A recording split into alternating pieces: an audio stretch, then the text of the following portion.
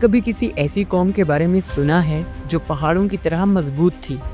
ایک ایسی قوم جس کے شہر بادلوں کو چھوتے تھے، جس کے محلات ریت کے سمندروں میں چمکتے تھے اور جس کی طاقت کا سورج بھی گواہ تھا۔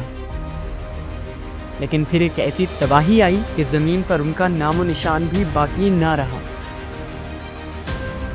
یہ ہے قوم عاد کی خوفناک داستان، جسے قدرت نے نیست و نابود کر دیا۔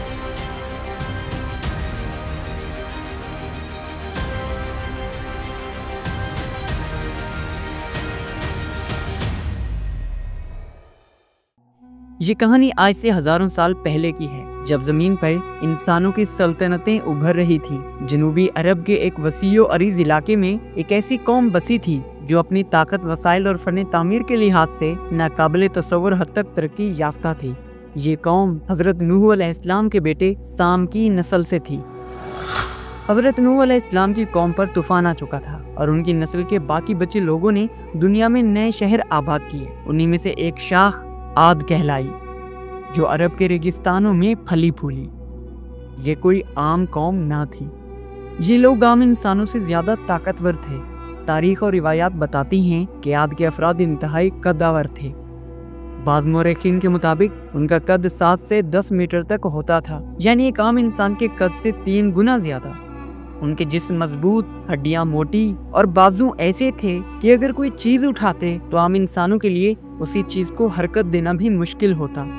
ان کے بارے میں مشہور تھا کہ وہ چٹانوں کو ایسے تراشتے جیسے کوئی بڑھئی لکڑی کو کاٹتا ہے۔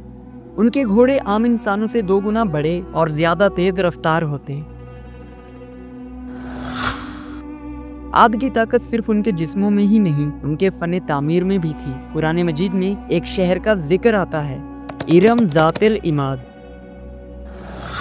یہ وہی شہر تھا جو قوم عاد نے ریگستان کے بیچوں بیچ تعمیر کیا تھا۔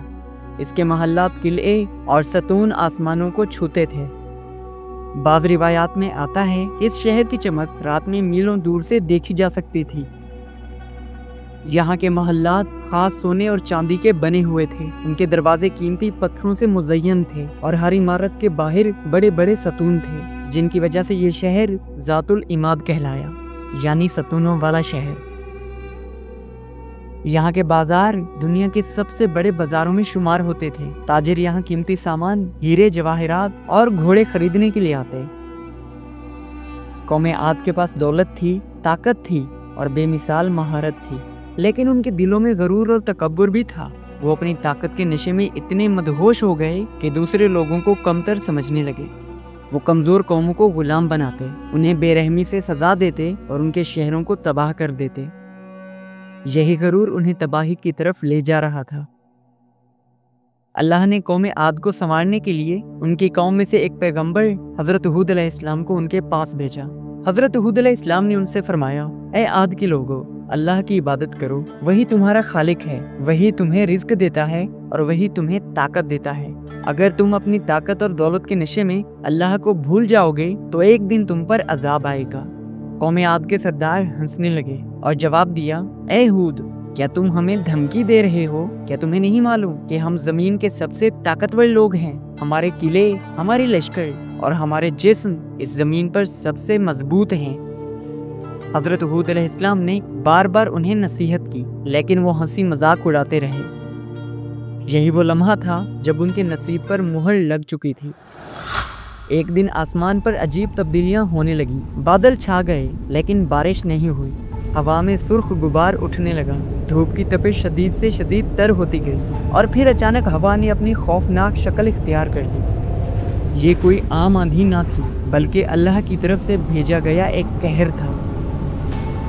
قرآن مجید میں اللہ تعالیٰ اس واقعے کے بارے میں یوں فرماتا ہے، وہ ہوا ان پر 7 راتیں اور 8 دن مسلسل چلتی رہی۔ یہ ہوا اتنی خوفناک تھی کہ جب وہ کسی انسان کو لگتی تو اس کا گوشت جسم سے الگ ہو جاتا۔ جو پہاڑوں کے برابر مضبوط تھے وہ ہوا میں تنکوں کی طرح اڑنے لگے۔ ان کے عالیشان محلات زمین میں دھس گئے۔ ہوا کے طوفان نے ان کے پورے علاقے کو قبرستان میں بدل دیا۔ جب یہ عذاب ختم ہوا تو اس زمین پر صرف ریت کے ٹیلے اور خاموشی تھی۔ کہاں گئے عاد کے بادشاہ؟ کہاں گئے ان کے ناقابل شکست لشکر؟ کہاں گیا ان کا عظیم الشان شہر؟ صرف ریت کے ٹیلے، سناٹا اور تاریخ کے خوفناک حقیقت باقی رہ گئی۔ جب کوئی قوم طاقت کے نشے میں خدا کو بھول جائے تو پھر اللہ کا ایک اشارہ آتا ہے اور وہ قوم صفحۂ ہستی سے مٹ جاتی ہے۔ آج بھی عرب کے صحراؤں میں تیز ہوائیں چلتی ہیں۔ اگر کوئی بہت غور سے سنے تو ریت کے ذروں میں وہ چیخیں سنائی دیتی ہیں جو قوم عاد کے لوگوں نے اپنے انجام کے وقت ماری تھی۔